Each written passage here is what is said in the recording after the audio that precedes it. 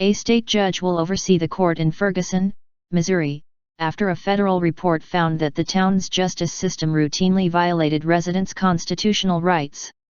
In an unusual move, the state's High Court on Monday appointed Judge Roy Richter to hear all future cases.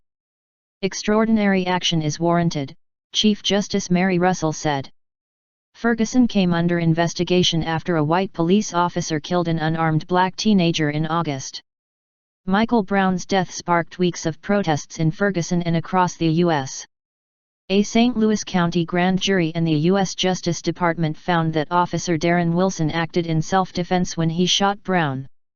But a U.S. Department of Justice investigation found overwhelming racial bias in the town's policing practices. The report detailed how Ferguson officials used the city's police and court system to generate revenue.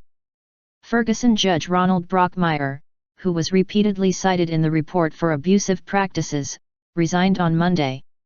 He said he was stepping aside to promote public confidence and to help the town begin the healing process.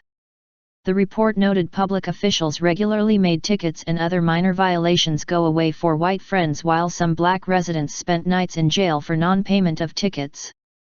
The report also found black residents were disproportionately subject to baseless traffic stops and citations for infractions as petty as walking down the middle of the street. Judge Richter will bring a fresh, disinterested perspective to this court's practices, and he is able and willing to implement needed reforms, Chief Justice Russell said.